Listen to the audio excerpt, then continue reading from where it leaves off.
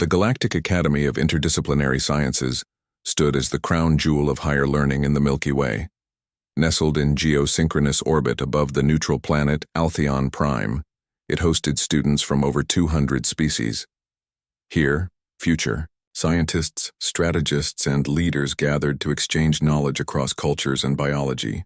Among them was Zara Chen, one of the few humans accepted into the elite survival theory course, a class infamous for its brutal academic challenges and condescending instructors. Today's lecture took place in the open-air biodome, a simulated environment devoid of any technology. Smooth stones, dry grass, and alien vegetation dotted the terrain. Above, a holographic sky simulated two suns, casting a dry, baking heat across the area. At the center of the dome stood Dr. Vexrule, a towering insectoid arcanid whose iridescent carapace shimmered with every movement. With 6 arms and a vocal pitch like grinding glass, he was known for his disdain toward younger species, especially humans. "Welcome," Dr. Vexrule clicked, addressing the class with slow, deliberate superiority. Today's task: demonstrate the core principle of pre-technological survival, creating fire. No implants, no tools, only what you wear, carry, or can find in the environment. Murmurs of excitement and nervous tension rippled through the students. For some species, fire was irrelevant. They used chemical excretions, thermogenesis, or photonic resonance to generate heat or energy. Others relied on clan units and hive mind tactics. For most, the idea of manually starting a flame seemed like an ancient myth. Dr. Vexrule raised one limb and pointed it at the human in the back.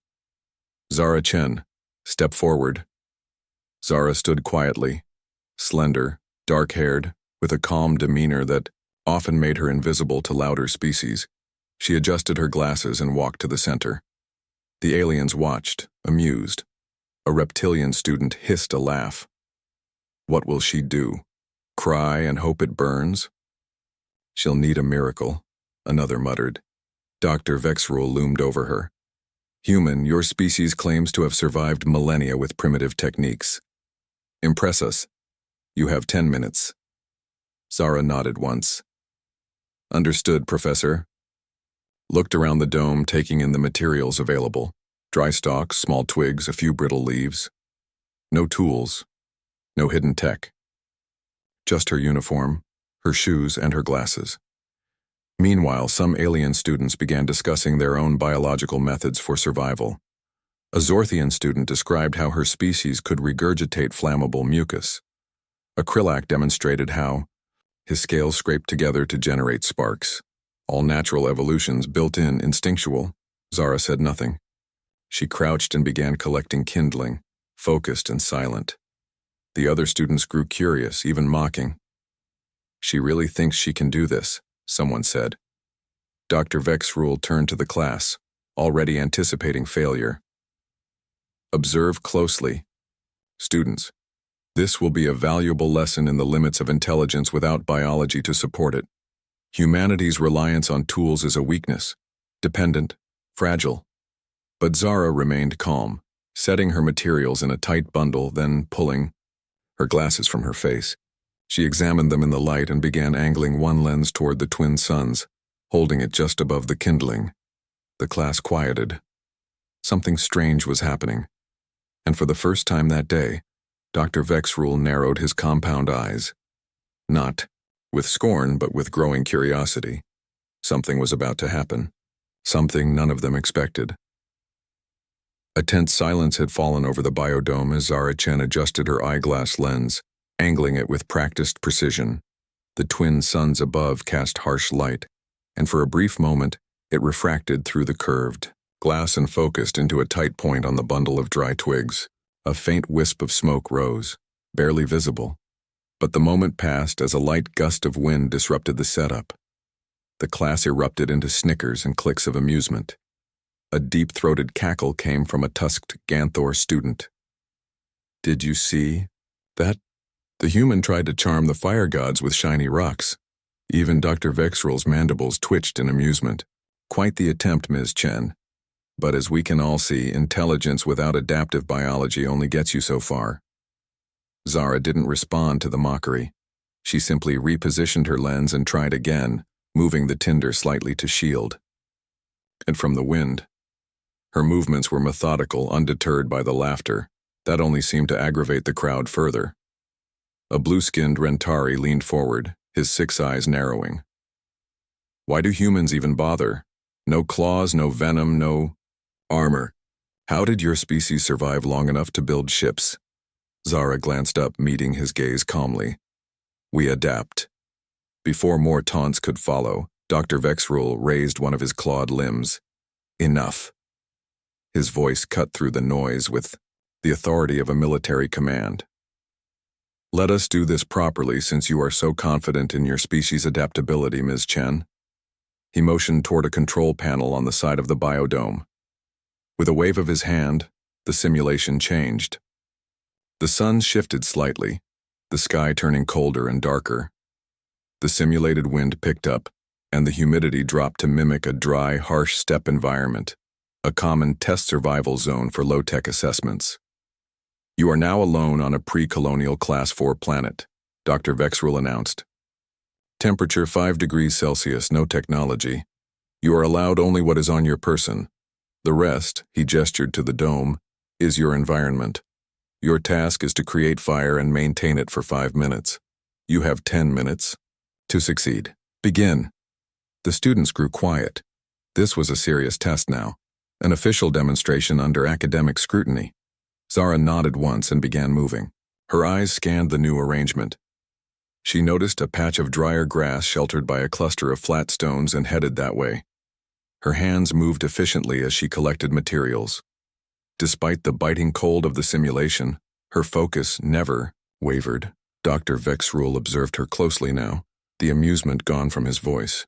Let us see what a species of fragile flesh and soft bones can truly accomplish without their precious machines. The other students watched, some curious, others still confident in her failure. No one, not even the professor, expected her to succeed. After all, she was human, and in a galaxy ruled by tooth, claw, venom, and scale, what could a girl with glasses possibly do? But even as the temperature dropped and the wind began to howl, Zara didn't flinch. She had a plan, and humanity's. Survival didn't come from brute strength. It came from something far more dangerous. The temperature in the biodome simulation continued to drop, a biting wind slicing through the alien students' garments.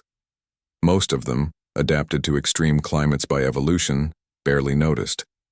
But Zara Chen's cheeks flushed red from the cold, her hands stiff as she worked. Still, her movements remained careful, calculated. She knelt beside a small depression between 2 flat stones, natural windbreaks she had spotted minutes ago, and began arranging her kindling. Thin grass, bark strips, and dried twigs sorted by size.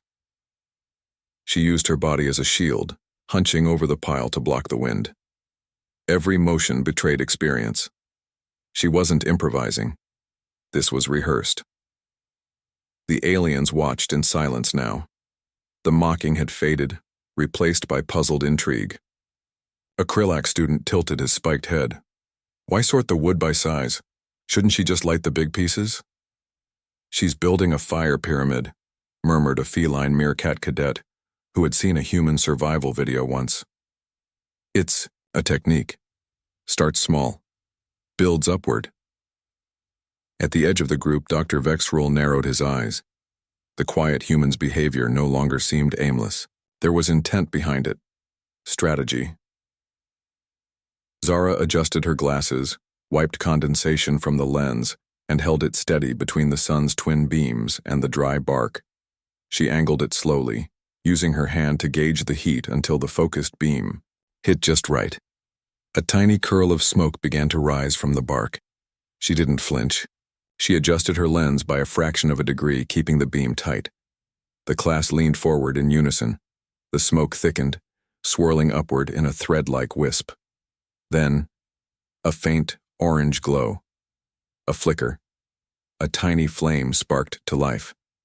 Gasps erupted from the students. Several instinctively stepped back. Others whispered in disbelief.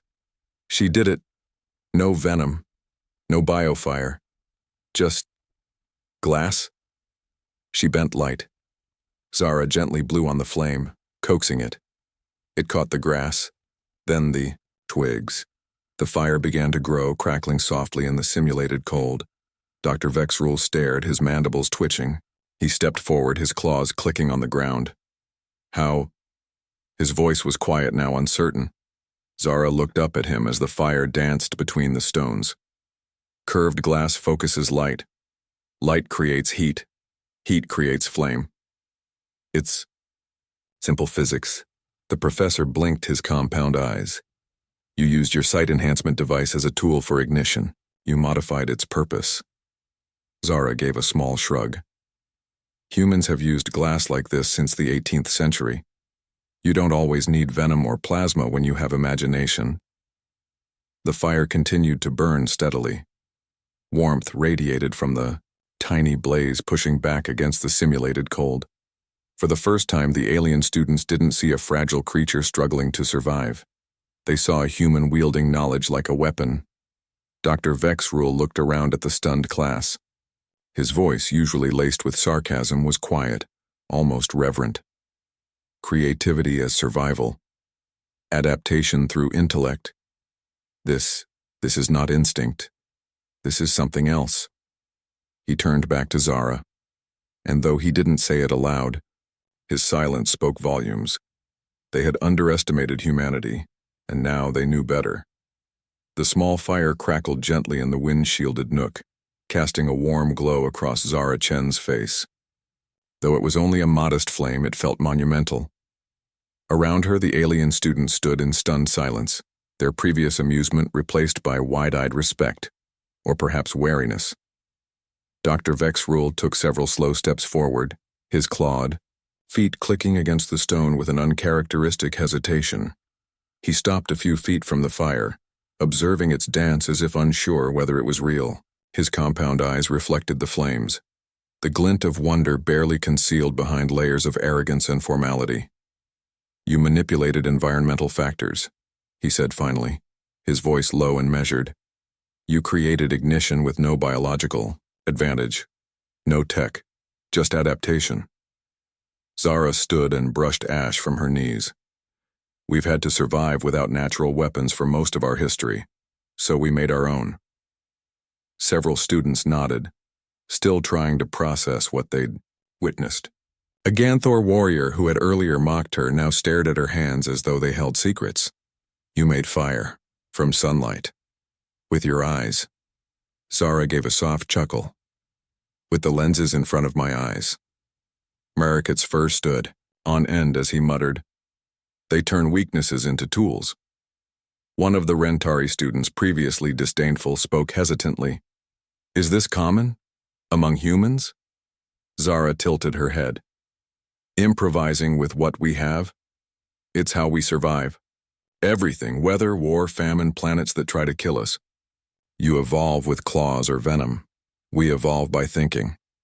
A ripple of unease ran through the group. Until now, humans had been regarded as a novelty in galactic circles, a curious species from a high-gravity world, physically unimpressive and socially erratic. But this demonstration had revealed something deeper, not just survival, but strategic survival, not brute instinct, but intellect honed by necessity. Dr. Vexrule straightened to his full, imposing height. This display, he said slowly, is not what I expected. I believed your species relied too heavily on machines, that you lacked biological adaptability. But I see now you adapt in ways far more dangerous. He paused, then looked directly at her. You used your own weakness as a weapon. That is, not a trait to dismiss. Zara nodded respectfully. Thank you, Professor. The fire flickered between them, a symbol now, not just of survival, but of earned recognition. Later that day, as the class filed out of the biodome, whispers spread like wildfire through the Galactic Academy. Footage of Zara's demonstration was already circulating through the Academy's interspecies net. Students from distant quadrants watched the replay, stunned as a fragile-looking human girl knelt in the cold and summoned fire with nothing but a lens and ingenuity.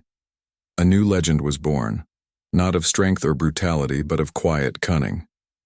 From that day forward, humans were viewed differently. Not feared like the Ganthor berserkers or respected like the Vraxian tacticians, but watched. Closely, carefully, because now the galaxy understood, humans didn't need claws, they had fire.